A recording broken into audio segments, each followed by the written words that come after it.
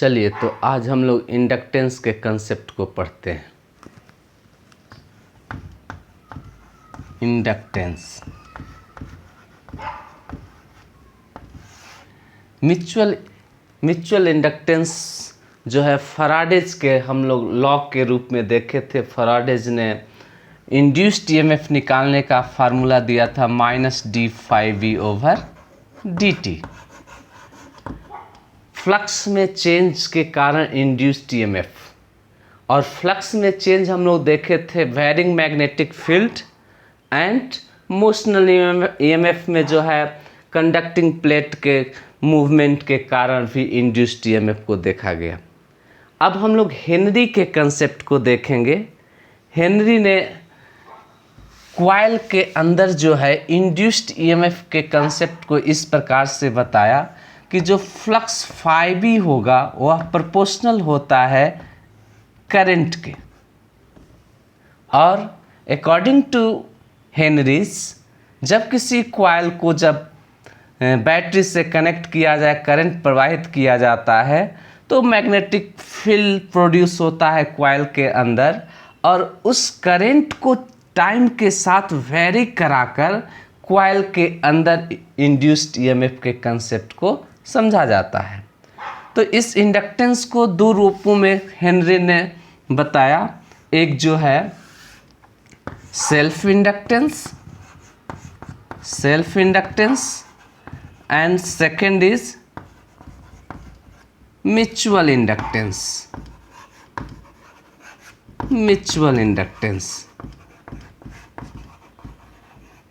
Both case में induced EMF setup होगा coil के अंदर, लेकिन जब सेल्फ इंडक्टेंस की बात होगी तो सिंगल आइसोलेटेड क्वाइल की बात होगी। इसमें अनदर किसी क्वाइल का इन्फ्लुएंस को नहीं देखा जाएगा। और जब म्यूचुअल इंडक्टेंस की बात होगा तो उस समय दो क्वाइल कंसीडर किए जाएंगे। एक क्वाइल में यदि करंट दिया जाएगा तो दूसरे क्वाइल में इंड्यूस्ड ईएमएफ सेटअप होगा, और जब दूसरे क्वाइल में करंट प्रोवाइड किया जाए तो पहले क्वाइल में इंड्यूस्ड ईएमएफ सेटअप होगा। तो अभी हम लोग बात करेंगे सेल्फ इंडक्टेंस का। सेल्फ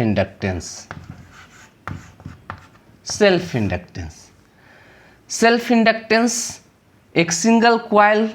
चलिए हमने एक बैटरी कंसीडर किया, इस बैटरी को स्विच की के साथ कनेक्ट कर दिया और क्वाइल का रूप दे देते हैं।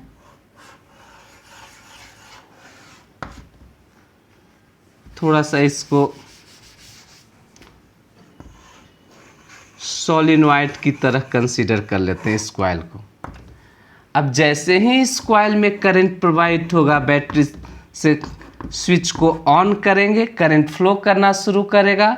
अकॉर्डिंग टू करंट जो है अरस्टोड के अनुसार जो है इस क्वाइल में मैग्नेटिक फील्ड सेटअप होगा, और उस मैग्नेटिक फील्ड का डायरेक्शन जो है कुछ इस प्रकार से होगा। According to right hand thumb rules current के डायरेक्शन में जो है फिंगर को कर्ल करेंगे तो थंब का डायरेक्शन जो है मैग्नेटिक फील्ड का डायरेक्शन को बताएगा। लेकिन बात यह है कि क्या स्विच ऑन करते ही ये magnetic field, maximum magnetic field lines इसके अंदर सेटअप हो जाएगी? नहीं, यह प्रोसेस धीरे धीरे होगा, कुछ समय लगेगा इसको पूरे मैग्नेटिक फील्ड सेटअप होने में। इसी प्रकार से यदि स्विच को ऑफ करते हैं तो उस समय भी एकाएक मैग्नेटिक फील्ड ऑफ नहीं हो जाएगा, मैग्नेटिक फील्ड लाइंस गायब नहीं हो जाएगी। धीरे धीरे धीरे धीरे कर कर जो है मैग्नेटिक फील्ड लाइंस इससे कम होगा। सेल्फ इंडक्टेंस को समझने से पहले हम लोग देखते हैं कि किसी रेजिस्टेंस को बैटरी से कनेक्ट कर देते हैं, उस समय क्या होगा, और किसी क्वाइल को बैटरी से कनेक्ट करते हैं उस समय की कंडीशन क्या होगी। तो देखा जाए तो जैसे ही रेजिस्टेंस को बैटरी के साथ कनेक्ट करते हैं तो सर्किट में करंट फ्लो करेगा, बहुत इंस्टेंट, बहुत जल्दी जो है ए पीक करंट को अचीव कर लेता है आर सर्किट में। और वहीं जब इंडक्टर की बात करेंगे तो काफ़ी समय लगेगा उसको पिक करंट अचीव करने में। यदि हम करंट कहें पिक मान है तो इसको अचीव करने में जो है इसको टाइम लगेगा, धीरे धीरे धीरे धीरे काफ़ी समय बाद जो है करंट का मान मैक्सिमम होगा।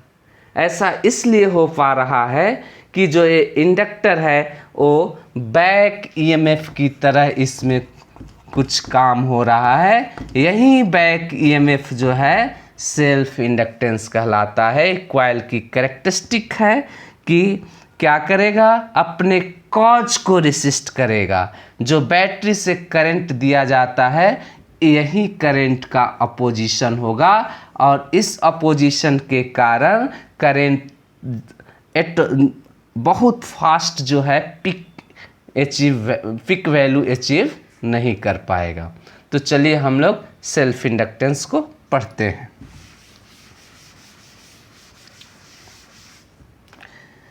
It is possible that induced EMF set up in the coil due to change of flux, change of magnetic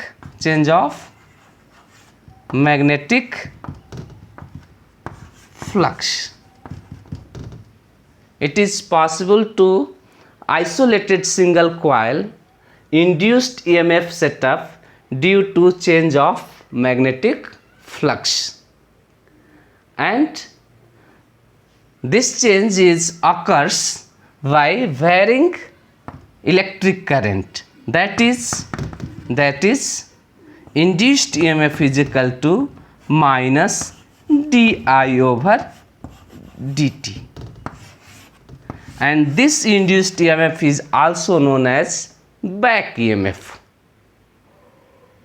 It is considered as the role of inertia. Okay, then now हम लोग अब start करते हैं Henry के concept से। तो according to henry flux phi v is proportional to I। जैसे जैसे करंट का मान बढ़ेगा वैसे वैसे मैग्नेटिक फ्लक्स का भी वैल्यू बढ़ेगा। लेट अस सपोज मान लेते हैं कि एक कॉइल का जो लेंथ है L है और इसमें नंबर ऑफ टर्न्स N है। N is the number of turns and small n is the number of turns per unit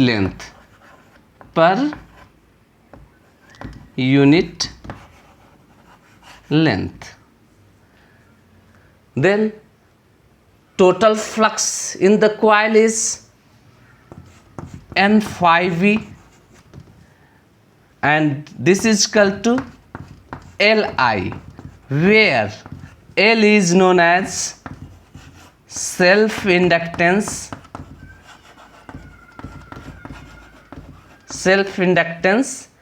or proportionality constant. Since this L is independent on magnetic flux and current, the value of current, L जो होगा flux और current से independent होगा क्योंकि यह proportionality constant है। तब depend किस पे करेगा, तो यह L जो है कॉइल के कंस्ट्रक्शन पे डिपेंड करेगा, उसके ज्योमेट्री शेप एंड साइज पे डिपेंड करेगा, नंबर ऑफ टर्न्स कितने हैं, लेंथ कितना है, इन सब बातों पे L डिपेंड करेगा, न कि फ्लक्स और करंट के वैल्यू पे निर्भर करेगा। इस L को सेल्फ इंडक्टेंस कहते हैं। Then L is equal to n phi v divided by I and its unit is henry. इस L का जो सेल्फ इंडक्टेंस का जो यूनिट होगा उसको हेनरी कहा जाता है, जिसको H से डिनोट करते हैं। और इसका दूसरा यूनिट भी हो सकता है, मैग्नेटिक फ्लक्स का वेबर होता है, वेबर पर एम्पियर भी हो सकता है। और डायमेंशनल फार्मूला कैसे निकालेंगे इस सेल्फ इंडक्टेंस का, तो flux phi v is equal to B dot A, B A divided by I, and v का मैग्नेटिक फील्ड का जो है डायमेंशनल फार्मूला हम लोग निकाल सकते हैं, F is equal to Q V V, यहाँ से B is equal to F divided by Q V, F का dimensional formula M L T to the power -2 और Q का जो है AT, और वेलोसिटी का हो जाएगा L T to the power -1, यहाँ से L कैंसिल आउट और T से T cancel out, M T to the power -2 A to the power -1 जो है डायमेंशनल फार्मूला हुआ किसका, B का। तो यहाँ पे रख दिया जाए तो m T to the power -2 A to the power -1 और एरिया का dimensional formula L to the power 2 और यहाँ से करंट का dimensional formula A, this gives m L to the power 2 T to the power 2 T to the power -2 t to the power -2 and a to the power -2.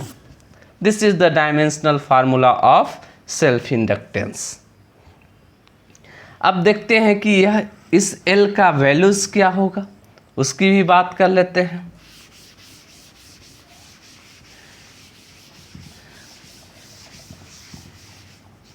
तो according to henry n phi v is equal to L into I. Now differentiating both side,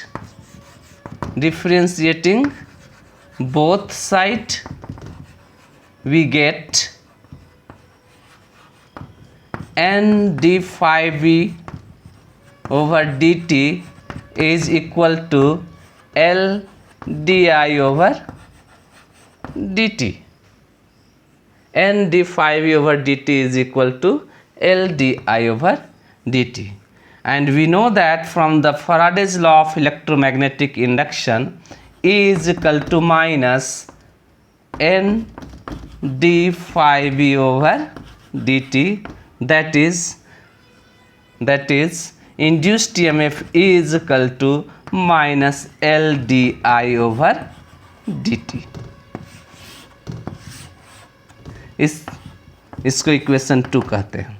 तो ये जो coil में जो induced EMF setup हुआ है, इस equation से हमें पता चला कि जो टाइम वेरिंग करंट जो है इंड्यूस्ड ईएमएफ प्रोड्यूस कर रहा है,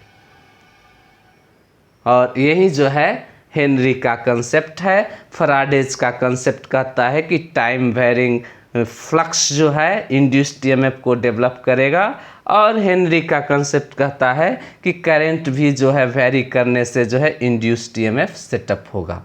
तो देखिए, यदि हम बैटरी को कहें कि इससे हमने करंट कॉइल में प्रोवाइड किया है, तो अरिस्टोट का प्रिंसिपल कहता है कि इस करंट के कारण इसके अंदर मैग्नेटिक फील्ड प्रोड्यूस होगा। वह फील्ड चूँकि कॉइल है तो B equal to mu naught N I के इक्वल होगा। तो यहाँ से पता चला कि B जो है डायरेक्टली रिलेशन है I के साथ, यानी I के बढ़ने या घटने से इस B का मान चेंज होगा, और जब B चेंज होगा तो फ्लक्स भी चेंज होगा, और फ्लक्स चेंज होगा तो इंड्यूस्ड ईएमएफ इस कॉइल में सेटअप होगा।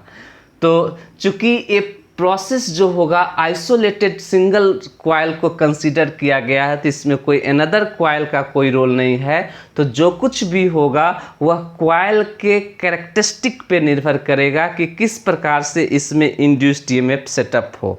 तो लेंज लॉ को यदि ध्यान में दिया जाए तो लेंज लॉ कहता है कि अपने कॉज को रिसिस्ट करना।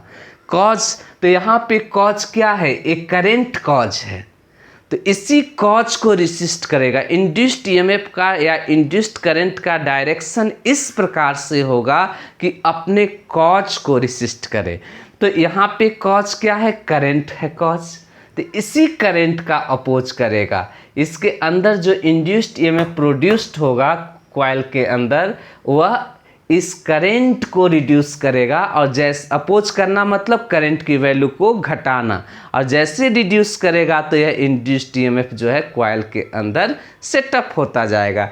इसलिए इस सेल्फ इंडक्टेंस को हम लोग बैक ईएमएफ के भी नाम से जानते हैं, या इसको कहा जा सकता है कि इनर्शिया को मेंटेन करा, रोल ऑफ इनर्शिया, इनर्शिया का रोल जो है अदा कर पा रहा है सेल्फ इंडक्टेंस। चलिए इसके वैल्यूज़ को भी, इस L को भी हम लोग निकालते हैं कि L का मान कितना होगा किसी सिंगल आइसोलेटेड कॉइल में।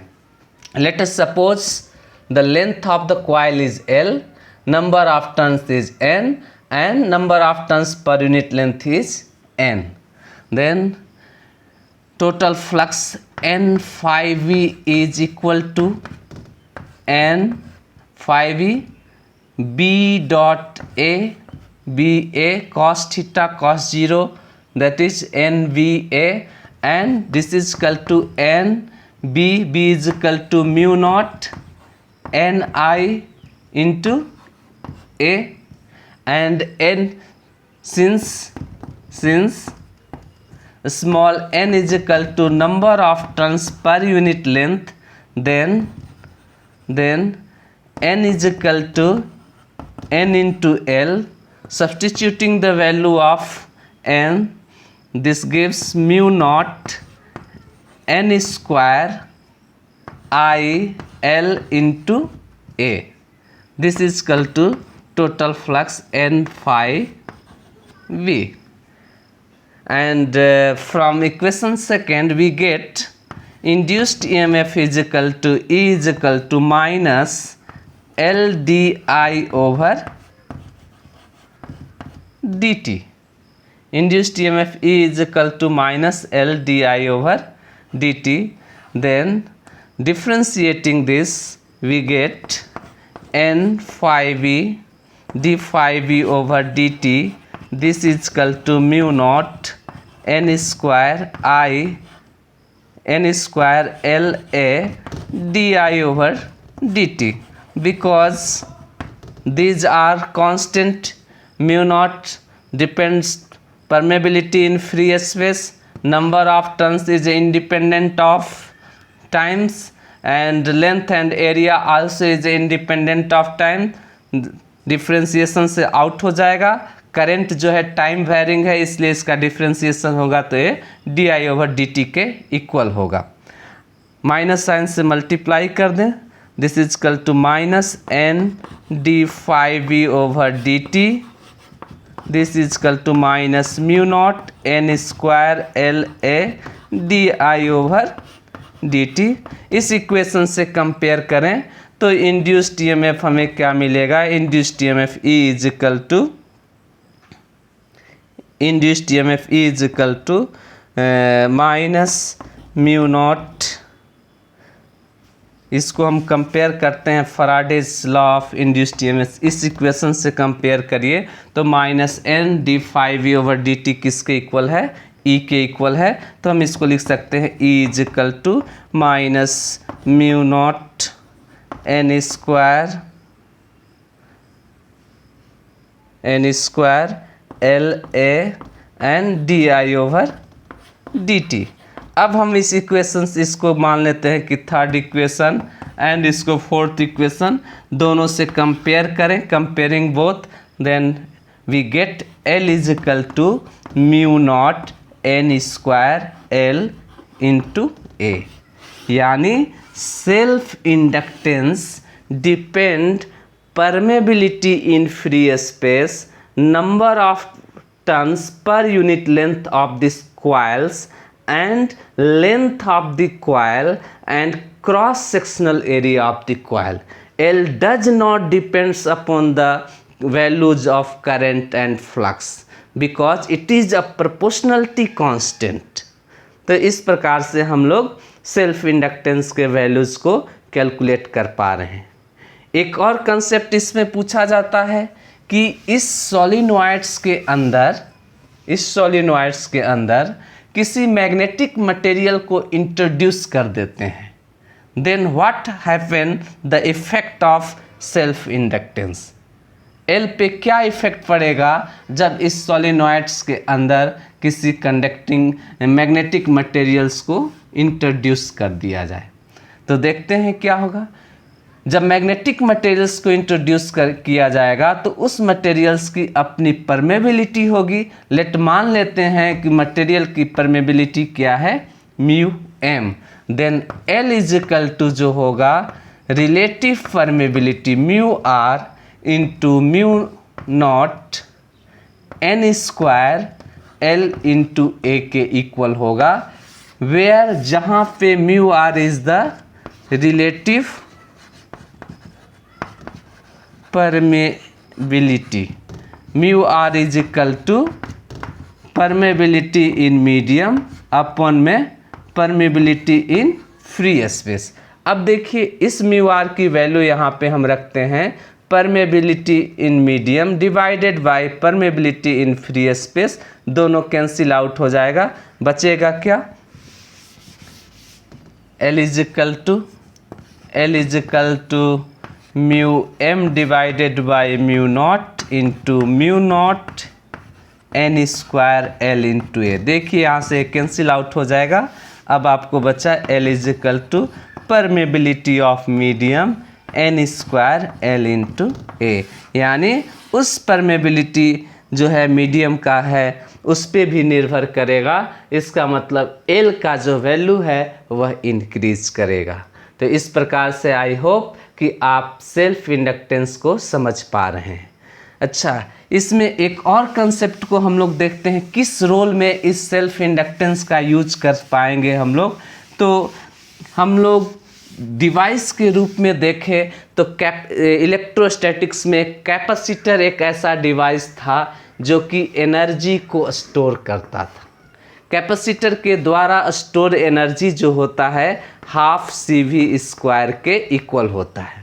या यदि हम बात करें एनर्जी डेंसिटी का कि एनर्जी पर यूनिट वॉल्यूम का मान जो है कैपेसिटर में जिसको हम यू से डिनोट करें, this is equal to half epsilon naught E square. Energy store करने का डिवाइस, बेहतर डिवाइस कैपेसिटर के रूप में यूज किया जाता है। ठीक उसी प्रकार से मैग्नेटिज्म में जो है हम एनर्जी स्टोर करने के रूप में जो है इंडक्टर का यूज करते हैं। इन सेल्फ इंडक्टर का यूज कर हम लोग एनर्जी को स्टोर करते हैं। तो कितना एनर्जी इंडक्टेंस के द्वारा स्टोर होगा उसको भी हम लोग समझते हैं।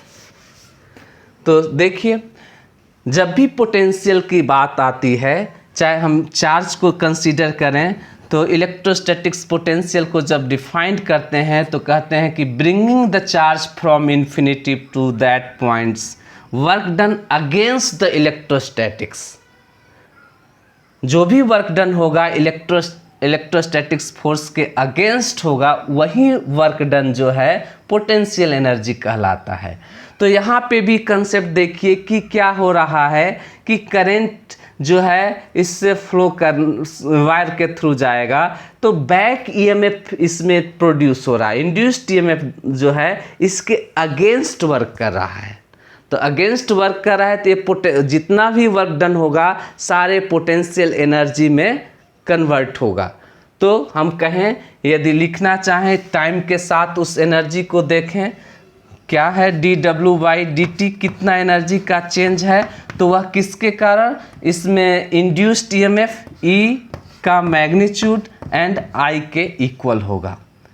जितना भी टाइम के अकॉर्डिंग जो है ड्रॉप होगा पोटेंशियल का, वो सारा पोटेंशियल का जो रेट है वो किसके बराबर होगा, E इंटू I के इक्वल होगा। और E इज इक्वल टू होता है LdI/dt, induced EMF is equal to, magnitude लिए इसलिए माइनस साइन को हटा देते हैं, into I।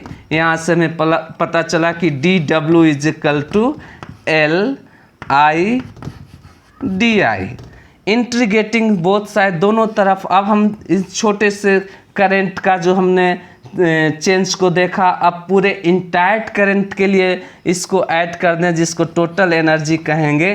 This is equal to, कहाँ से जोड़ना पड़ेगा, फ्रॉम 0 to I तक हम इसको कंसीडर कर लेते हैं। दिस गिव्स हमें क्या देगा, L integration of 0 to I DI। और यहाँ से पता चला कि हमें मिला हाफ LI स्क्वायर। तो वर्क डन जो होगा यानी स्टोर एनर्जी होगा इंडक्टर में, वो किसके इक्वल होगा, हाफ Li² के इक्वल होगा। और कैपेसिटर में कितना एनर्जी स्टोर होता है, हाफ CV² के इक्वल होता है। तो आई होप कि आप एनर्जी को भी समझ पाए कि कितना इंडक्टर जो है एनर्जी स्टोर करेगा। अगर हम लोग निकालना चाहते हैं कि एनर्जी डेंसिटी कितनी होगी, तो हमें पता है कि सोलेनॉइड कंसीडर किए तो सोलेनॉइड में मैग्नेटिक फील्ड B होता है μ0 Ni। यहाँ से हम I निकालें तो I B/μ0 N, और यहाँ पे इस इक्वेशन में सब्स्टिट्यूट कर दें तो W हमें प्राप्त हो गया, W half L B² μ0² N², half L B² μ0² N²। अब हम चाहें तो इस L की वैल्यू को रख दें, this is equal to half L is equal to कितना है, L is equal to μ0 N² I L into A and this is equal to B² μ0² N²। यहाँ से आपका N² कैंसिल आउट हो जाएगा और N² कैंसिल आउट, यहाँ से μ0 कैंसिल आउट, और ये हमें दे देगा W is equal to half B² अपन में μ0 L into A। Area into length किसके इक्वल होता है, वॉल्यूम के इक्वल होता है। इसको इधर लाएं, यानी work done per unit volume is equal to B² अपन में 2 μ0 and this is known as energy density U is equal to B² अपन में 2 μ0, जो कि कैपेसिटर में हम लोग देखे थे कि energy density U is equal to half ε0 E²। तो ये कुछ कंसेप्ट था सेल्फ इंडक्टेंस का जो कि आप लोग समझ पाए हैं। मोस्ट इम्पॉर्टेंट कंसेप्ट है, इस पे न्यूमेरिकल्स आते हैं और आई होप कि आप इसको अच्छे से समझ पाए हैं। अगर कोई प्रॉब्लम होगा तो आप कमेंट बॉक्स में शेयर करिए। धन्यवाद।